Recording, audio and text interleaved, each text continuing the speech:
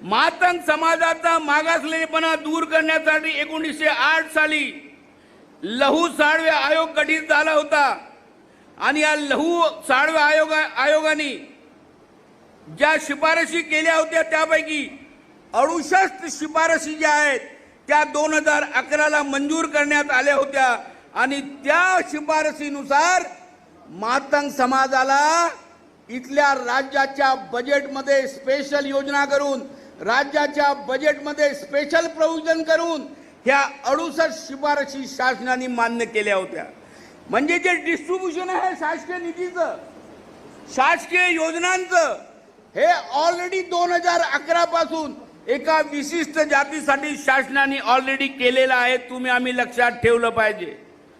59 जातीपैकी 58 जातीसाठी महात्मा ज्योतिबा फुले महामंडळ आणि फक्त मांग समाजासाठी अण्णाभाऊ साठे विकास महामंडळ म्हणजे एका जातीच्या विकासासाठी महात्मा फुले महामंडळाचा बजेट आणि निधी जो आहे तो कमी करून अण्णाभाऊ साठे महामंडळाला डायव्हर्ट करण्यात आलेला आहे।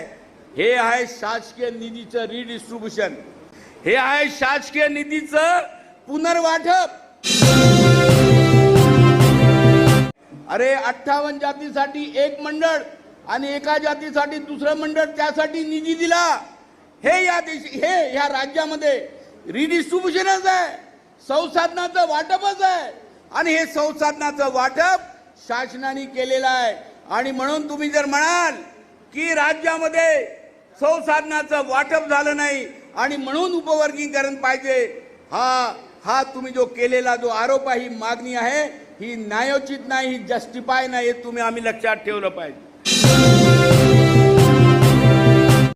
आज मनुस्मृतीचे रखवालदार या राज्यामध्ये बसलेले आहे।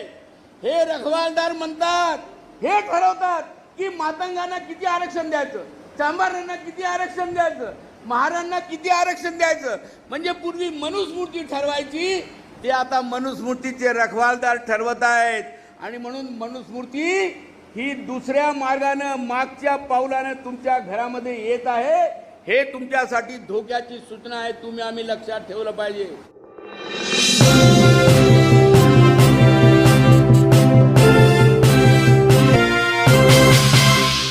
ईटी न्यूज नेटवर्क, हर पल आपके साथ, बने रहिए आखिरी तक।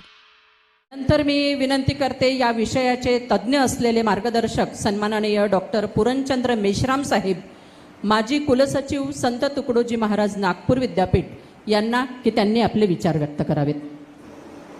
आज या ठिकाणी राष्ट्रीय चर्मकार महासंघाच्या वतीनं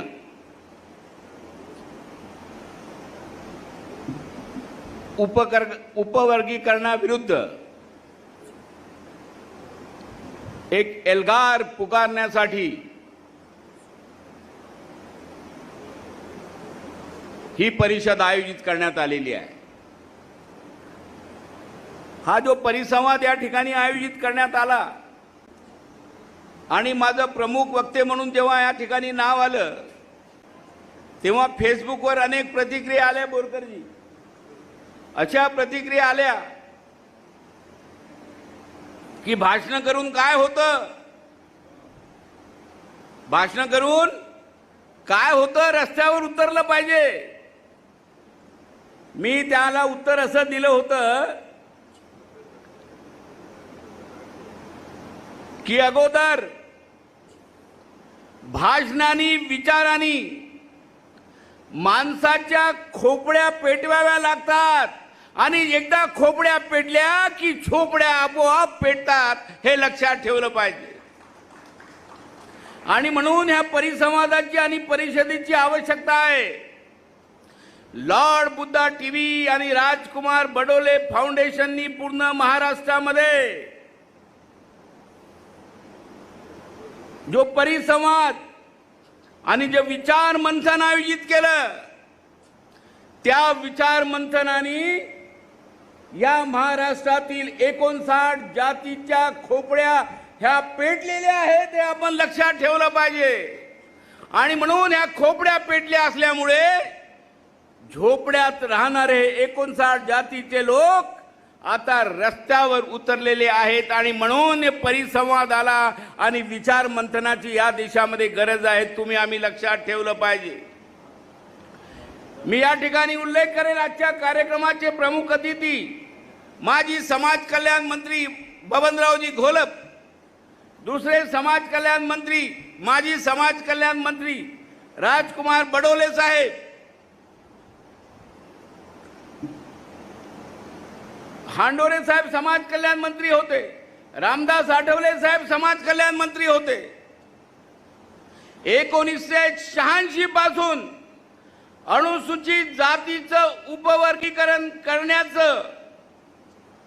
करण्याची मागणी एका समाजाने या राज्यामध्ये केली होती, परंतु हे मर्द समाज कल्याण मंत्री होते ज्यांनी अनुसूचित जातीचं उपवर्गीकरण होऊ दिलं नाही. त्यांचं टाळं वाजून आपण स्वागत केलं पाहिजे.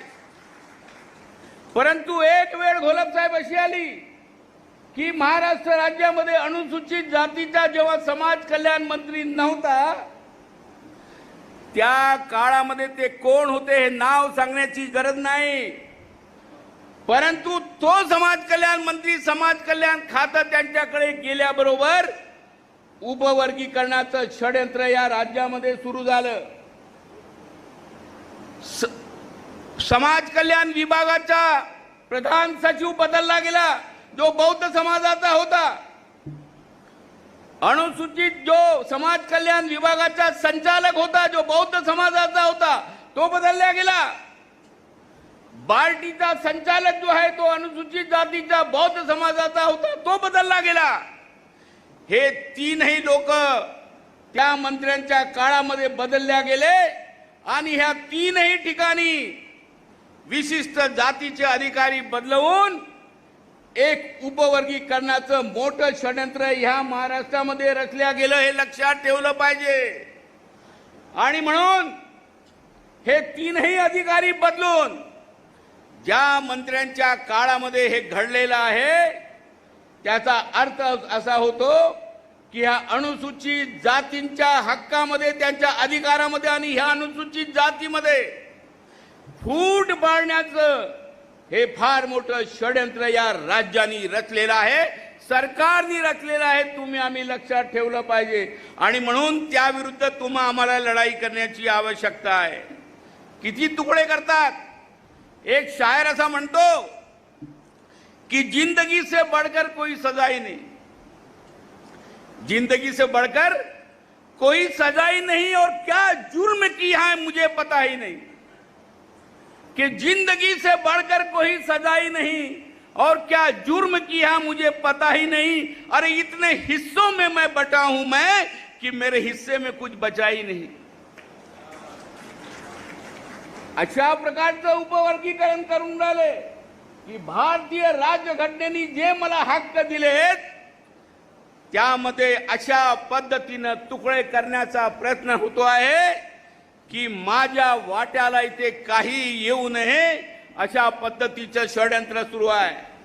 आणि म्हणून या षडयंत्राविरुद्ध मी अभिनंदन करेल राष्ट्रीय चर्मकार समाजाचं, मी अभिनंदन करेल घोलप साहेबांचं, मी अभिनंदन करतो आमचे मित्र गणेश बोरकर यांचं की त्यांनी या उपवर्गीकरणाच्या विरुद्ध असणाऱ्या सगळे तमाम जाती ज्या आहेत त्यांची एकजूट करून आज या उपवर्गीकरणाच्या विरुद्ध सर्व अनुसूचित जातीचा आवाज बुलंद केलेला आहे. आणि जर या राज्यामध्ये उपवर्गीकरण झालं नाही तर लक्षात ठेवा इतिहासामध्ये चर्मकार समाज बौद्ध समाज याची नोंद होईल आणि येणाऱ्या आमच्या पिढ्या आहेत त्या म्हणतील की आमचे बाप लढाऊ होते म्हणून आमच्यामध्ये फूट पडली नाही. आज आम्हाला जे आरक्षण मिळते ते आमच्या बापामुळे मिळते. आणि म्हणून आज तुम्ही लक्षात ठेवलं पाहिजे की मी गणेश बोरकर यांचं अभिनंदन करतो की तुम्ही ह्या सगळ्या समूहाला एकत्र आणण्याचा प्रयत्न केला. लॉर्ड बुद्धा टीव्हीच्या वतीनं वेगवेगळ्या ठिकाणी आम्ही कार्यक्रम आयोजित करून मातंग समाजाच्या नेत्यांना बोलण्याचा प्रयत्न केला, त्यांना समजवण्याचा प्रयत्न केला की बाबा रे हे फार धोकादायक आहे, तुम्ही समजून घ्या, हे षडयंत्र समजून घ्या. परंतु शेवटी कोणीही या ठिकाणी हे समजून घेतलं नाही, हे तुम्ही आम्ही या ठिकाणी लक्षात ठेवलं पाहिजे. आणि त्यामुळे आज आपल्यापुढे हे जे प्रश्न या ठिकाणी निर्माण झालेले आहेत की आज उपवर्गीकरणासाठी आज आपल्याला लढा उतरावा लागून राहिला. मी चर्मकार समाजाचं या ठिकाणी अभिनंदन करतो आहे की डॉक्टर बाबासाहेब हयात असताना बाबासाहेबांच्या संपूर्ण लढ्यामध्ये हा चर्मकार समाज अत्यंत पुढाकाराने पुढे होता, हे मी या ठिकाणी आवर्जून सांगू इच्छितो. 1948 जेव्हा बाबासाहेब बॅरिस्टर होऊन भारतामध्ये आले आणि मुंबईला जेव्हा राहायला जागा शोधायला लागले, तेव्हा बाबासाहेबाला राहायला जागा मिळत नव्हती. तेव्हा परळमध्ये त्यावेळेचे जे समाज सुधारक होते विठ्ठलराव प्रभू वालंकर यांनी परळमधल्या आपल्या चाळीमध्ये पहिल्यांदा बाबासाहेब आंबेडकरांना राहायला जागा दिली, हे तुम्ही आम्ही लक्षात ठेवलं पाहिजे. आणि ते विटाळ विध्वंसक नावाचं मासिक काढत होते आणि बाबासाहेबांच्या वैचारिक पाठिंबा त्यांना होता. बाबासाहेबांनी जेव्हा महाडचं आंदोलन केलं 1927ला, तेव्हा दामोदर वालंकर, शिवराज जाधव हे चर्मकार समाजाचे नेते होते. या चर्मकार समाजाच्या नेत्यांनी हजारो चर्मकारांचा जत्था या महाडच्या आंदोलनामध्ये बाबासाहेबांच्या पाठीमागे उभा केला होता. काळाराम मंदिराचा सत्याग्रह 5 वर्ष चालला, तेव्हा बापूसाहेब राजभोज यांच्या नेतृत्वात चर्मकार समाजाची एक मोठी फौज जी आहे ती काळाराम मंदिराच्या सत्याग्रहामध्ये बाबासाहेबांसोबत होती. आणि मोठ्या प्रमाणामध्ये पुणे परिसरामध्ये चर्मकार समाज राहतो. जेव्हा ह्या समाजाला पुणे पर्वती देवळामध्ये प्रवेश नव्हता, तेव्हा ते आंदोलन जे आहे पार्वती मंदिरामध्ये प्रवेशाचा सत्याग्रह बाबासाहेबांनी उभा केला. तो केवळ चर्मकार बांधव हजारोच्या संख्येने त्या चळवळीमध्ये सामील झाले होते. आणि लक्षात ठेवा 1930 साली जेव्हा बाबासाहेब आंबेडकरांनी जेव्हा स्वतंत्र मजूर पक्षाची स्थापना केली, तेव्हा हा जो चर्मकार मजूर जो होता मुंबईचा, तो 90% मजूर बाबासाहेब आंबेडकरांच्या स्वतंत्र मजूर पक्षामध्ये सामील झाला, हे तुम्ही आम्ही लक्षात ठेवलं पाहिजे. आणि बाबासाहेबांनी जेव्हा पहिली शेड्यूल कास्ट फेडरेशन काढली, त्या शेड्यूल कास्ट फेडरेशनच्या मुंबईचा पहिला अध्यक्ष बाबासाहेबांनी कुणाला केलं असेल तर ते बापूसाहेब राजभोज या चांभार कम्युनिटीच्या व्यक्तीला केलं होतं, हे तुम्ही आम्ही लक्षात ठेवलं पाहिजे.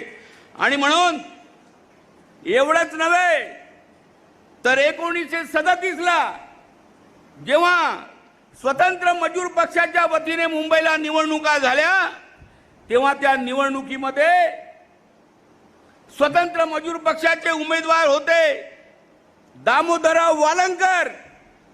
चर्मकार समाजाचा पहिला आमदार जो आहे तो 1937ला स्वतंत्र मजूर पक्षाच्या वतीने निवडून आला होता, हे तुम्ही आम्ही लक्षात ठेवलं पाहिजे. आणि म्हणून ही समस्त लढाई जर आपण पाहिली घोलप साहेब, तर बाबासाहेब आंबेडकरांच्या मुवमेंटमध्ये, त्यांच्या चळवळीमध्ये, मग तो महाडचा सत्याग्रह असो, काळाराम मंदिराचा सत्याग्रह असो, स्वतंत्र मजूर पक्ष असो, ह्या संपूर्ण सत्याग्रहामध्ये चर्मकार समाज हा बाबासाहेब आंबेडकरांच्या पाठीमागे उभा होता. आणि मुंबईला जी एक चर्मकार परिषद आयोजित करण्यात आली होती 25 डिसेंबर 1937ला, त्या चर्मकार परिषदेमध्ये बाबासाहेबांचं भाषण ऐतिहासिक होतं. बाबासाहेब काय म्हणतात की चर्मकार समाज हा माझ्या पाठीमागे खंबीरपणे उभा राहिला, हे बाबासाहेबांचं वाक्य आहे बघा.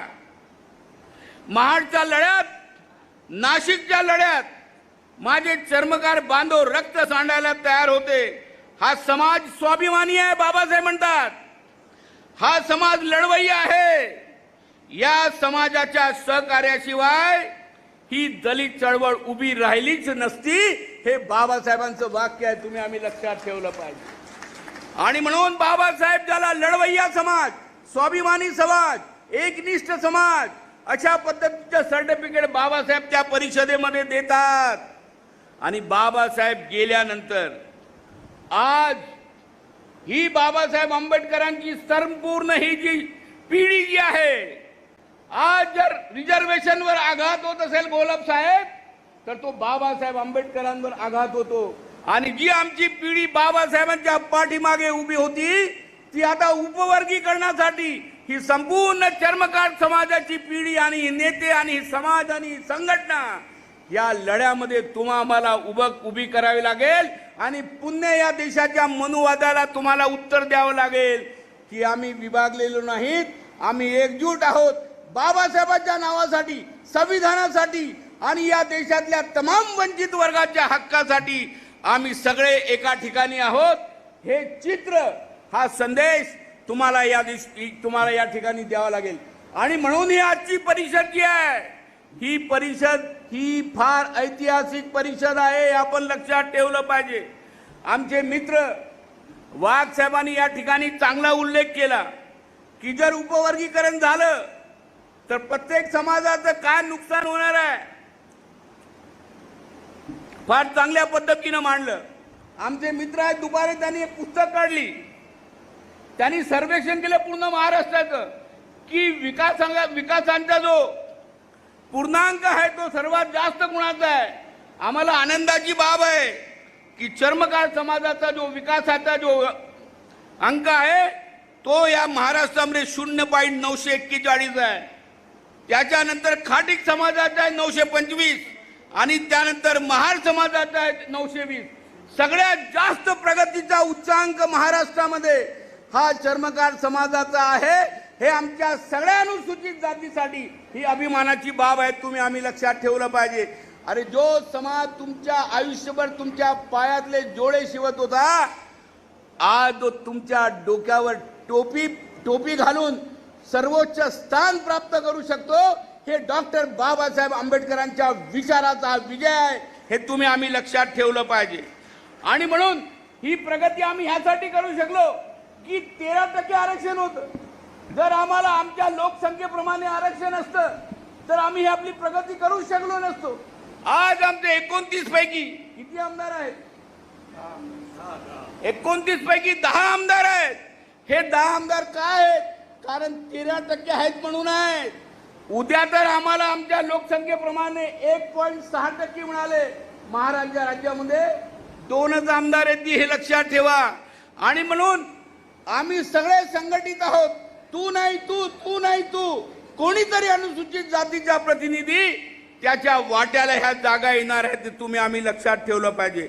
आणि म्हणून आज शासकीय सेवेमध्ये जर आम्हाला 13% प्रमाणे जर चांभार समाजाची संख्या जी 13% मध्ये 1.3% आहे, जर उद्या वर्गीकरण झालं आणि शासकीय नोकऱ्याचं वाटप झालं तर आपण लक्षात ठेवा, जेव्हा रोस्टर बनेल तेव्हा हे दिसेल की 1.3% जे आहे ते आरक्षण चांभार समाजाचं ऑलरेडी भरलेलं आहे. आणि जर रोस्टर मध्ये सगळ्याच्या जागा जर भरल्या असतील तर उपवर्गीकरणामध्ये तुमच्या कोणत्याही जागा शिल्लक राहणार नाही. आणि कोणत्याही जागा शिल्लक राहणार नसेल आणि अनुशेष नसेल तर येत्या 10 वर्षामध्ये चर्मकार बांधवांच्या कोणत्याही मुलांना आणि पिढ्यांना नोकरी मिळणार नाही, हे तुम्ही आम्ही लक्षात ठेवलं पाहिजे. आणि म्हणून तुमच्या आमच्या पिढ्यांना जर उद्या नोकरी पाहिजे असेल तर जोपर्यंत हे 13% आरक्षण जिवंत राहत नाही तोपर्यंत ते आपल्याला ते पुढे मिळू शकत नाही, हे तुम्ही आम्ही लक्षात ठेवलं पाहिजे. आणि म्हणून हा जो आघात जो सुरू आहे तो यासाठी सुरू आहे की जो मायनॉरिटीचा समाज आहे अनुसूचित जातीमध्ये, त्या सगळ्या समाजाला कशा पद्धतीने संपवता येईल अशा पद्धतीचा या ठिकाणी डाव या ठिकाणी सुरू आहे. मी फक्त जाताना एवढाच मुद्दा या ठिकाणी मांडेल, 2 मुद्दे मांडून मी माझं भाषण संपवणार आहे की मातंग समाज जो आहे तो उपवर्गीकरणाच्या समर्थनार्थ फक्त 2 मुद्दे मांडतोय. हे दोन मुद्दे आपल्याला खोडून काढले पाहिजे. दोनच मुद्दे मांडतोय. कोणते दोन मुद्दे मांडतोय तो? पहिला मुद्दा हा मांडतोय की जे संसाधनं आहेत त्याचा समान वाटा मिळाला नाही, संसाधनाचं इक्वल डिस्ट्रीब्युशन झालं नाही, ते मिळालं पाहिजे. हा एक मुद्दा ते मांडतात. आणि दुसरा मुद्दा ते ह्या मांडतात की अनुसूचित जातीचा जो खालचा मागास वर्ग आहे त्याला न्याय मिळाला नाही. मी या ठिकाणी सांगू इच्छितो, जे संसाधनाचं रिडिस्ट्रीब्युशन म्हणतात, मातंग समाजाचा मागासलेपणा दूर करण्यासाठी 1908 साली लहू साळवे आयोग गठीत झाला होता. आणि या लहू साळवे आयोगाने ज्या शिफारशी केल्या होत्या त्यापैकी 68 शिफारशी ज्या आहेत त्या 2011ला मंजूर करण्यात आल्या होत्या. आणि त्या शिफारशीनुसार मातंग समाजाला इथल्या राज्याच्या बजेटमध्ये स्पेशल योजना करून, राज्याच्या बजेटमध्ये स्पेशल प्रोव्हिजन करून ह्या 68 शिफारशी शासनाने मान्य केल्या होत्या. म्हणजे जे डिस्ट्रीब्युशन आहे शासकीय निधीचं, शासकीय योजनांचं, हे ऑलरेडी 2011 पासून एका विशिष्ट जातीसाठी शासनाने ऑलरेडी केलेलं आहे. आम्ही लक्षात ठेवलं पाहिजे.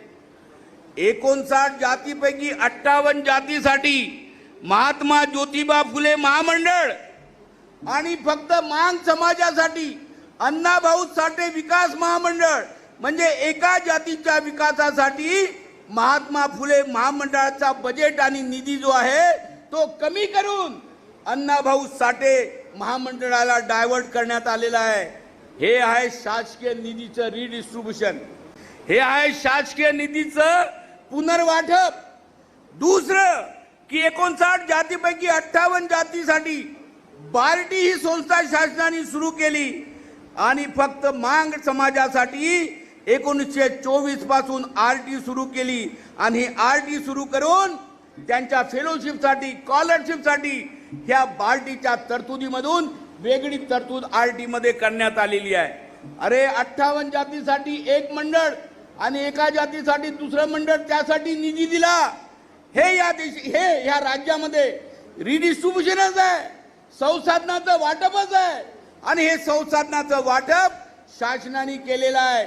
आणि म्हणून तुम्ही जर म्हणाल की राज्यामध्ये संसाधनाचं वाटप झालं नाही आणि म्हणून उपवर्गीकरण पाहिजे, हा तुम्ही जो केलेला जो आरोप आहे, ही मागणी आहे, ही न्यायोचित नाही, ही जस्टिफाय नाही. हे आम्ही लक्षात ठेवलं पाहिजे.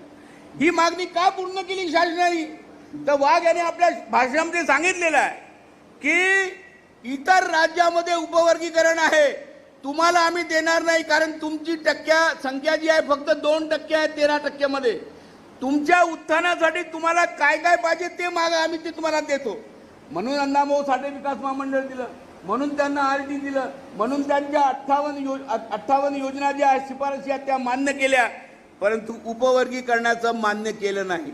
आणि म्हणून तुम्ही शासनाशी हा समझोता केला होता की वेगळे रिझर्वेशन शिवाय दुसरं तुम्हाला काय पाहिजे हे सगळं शासनाने तुम्हाला दिलं होतं.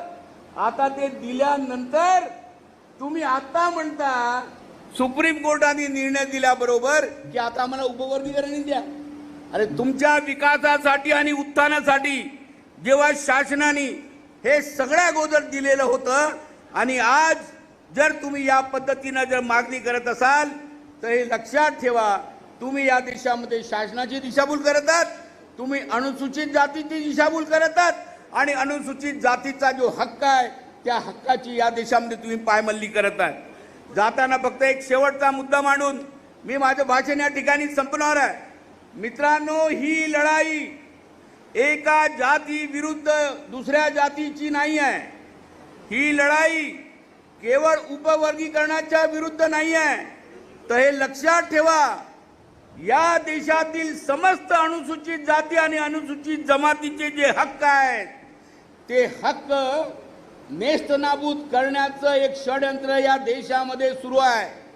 हे मनुस्मृतीने ठरवलं होतं की कोणी काय शिकायचं, शास्त्र कोणी शिकायचे, शस्त्र कोणी शिकायचे, जोडे कोणी शिवायचे, झाडू कोणी मारायचं, मेलेले जनावर कोणी उठायचे हे मनुस्मृतीने शिकवलं होतं आणि म्हणून त्याप्रमाणे आम्ही काम केलं. आज मनुस्मृतीचे रखवालदार या राज्यामध्ये बसलेले आहे. हे रखवालदार म्हणतात, हे ठरवतात की मातंगांना किती आरक्षण द्यायचं, चांभारांना किती आरक्षण द्यायचं, महारांना किती आरक्षण द्यायचं. म्हणजे पूर्वी मनुस्मृती ठरवायची, ते आता मनुस्मृतीचे रखवालदार ठरवत आहेत. आणि म्हणून मनुस्मृती ही दुसऱ्या मार्गानं मागच्या पावलानं तुमच्या घरामध्ये येत आहे. हे तुमच्यासाठी धोक्याची सूचना आहे, तुम्ही आम्ही लक्षात ठेवलं पाहिजे. आणि म्हणून हे दुसऱ्या प्रतिक्रांतीची सुरुवात आहे. उपवर्गीकरण म्हणजे हे दुसऱ्या प्रतिक्रांतीची सुरुवात आहे. आणि म्हणून तुमचे संवैधानिक हक्क आहेत, त्यासाठी तुम्हाला रस्त्यावर उतरावं लागेल. 3 संवैधानिक हक्क घोलप साहेब 3 वैधानिक हक्क जे आहेत ते भारतीय राज्यघटनेने आम्हाला दिले होते. पहिला संरक्षण, दुसरं शिक्षण, तिसरं आरक्षण आणि चौथं दिलं सामाजिक आणि आर्थिक विकास. हे 4 हक्क भारतीय राज्यघटनेने दिले आहेत. हे 4ही हक्क जे आहेत हे हिसकावून घेण्याचा प्रयत्न सुरू आहे. आणि म्हणून एका जातीची लढाई नाही आहे, ह्या तुमच्या समस्त हक्काची लढाई आहे. हे तुम्ही लक्षात ठेवलं पाहिजे. संरक्षण कसं दिलं तर अस्पृश्यता आणि भेदभावावर प्रतिबंध घालण्यासाठी बाबासाहेबांनी संविधानामध्ये तरतूद केली आणि अॅट्रॉसिटी ऍक्ट सुरू केला. ह्या अॅट्रॉसिटी ऍक्टचा दर, शिक्षेचा दर किती आहे? फक्त 11% आहे. 5 मिनिट, फक्त 11% आहे. याचा अर्थ की या देशामध्ये 89% लोक जे आहे अॅट्रॉसिटी करून मुक्त होतात, निर्दोष सुटतात. हे लक्षात ठेवलं पाहिजे. एक राज्य स्तरावर अनुसूचित जाती अॅट्रॉसिटी कमिटी बनवण्यात आली आहे. त्याचे अध्यक्ष मुख्यमंत्री असतात. हे 2018 पासून या समितीची एकही बैठक झाली नाही. महाराष्ट्र राज्यामध्ये एकही बैठक झाली नाही आढावा घेण्यासाठी की किती अॅट्रॉसिटी होते. हे झालं ह्या देशाच्या संरक्षणाचं, आपल्या संरक्षणाचं. दुसरं आहे शिक्षण, की जिथे आरक्षण, शिष्यवृत्ती मिळते असे शासकीय अभियांत्रिकी महाविद्यालय, मेडिकल कॉलेज हे मागील 20 वर्षापासून राज्यामध्ये सुरू करण्यात आले नाही. आणि जे महाविद्यालय आहेत ते कसे बंद होतील याचा प्रयत्न सुरू आहे. भूमी अभिमत विद्यापीठाला मान्यता दिली जाते. 2011 पासून तर 2023 पर्यंत या अभिमत विद्यापीठामध्ये अनुसूचित जाती आणि जमातीच्या विद्यार्थ्यांना स्कॉलरशिप दिली जात नव्हती.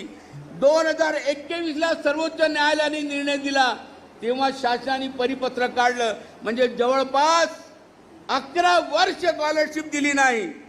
युनिव्हर्सिटी ग्रँट कमिशननी ST विद्यार्थ्यांच्या remedial coaching centre, Rajiv Gandhi fellowship ह्या योजना बंद केलेल्या आहेत. महाराष्ट्रामध्ये परदेशी शिक्षण योजनेमध्ये 75 विद्यार्थ्यांची संख्या जी आहे ती मध्ये बडोले साहेबांनी वाढवली होती, ती 5 वर्षापासून कायम आहे. तिथे फक्त 8 लक्ष ही उत्पन्न मर्यादा घातली. म्हणजे 75 पैकी मागच्या 2 वर्षामध्ये फक्त 34 विद्यार्थी गेले आणि बाकी जागा शिल्लक राहिलेल्या आहेत. हे तुम्ही आम्ही लक्षात ठेवलं पाहिजे.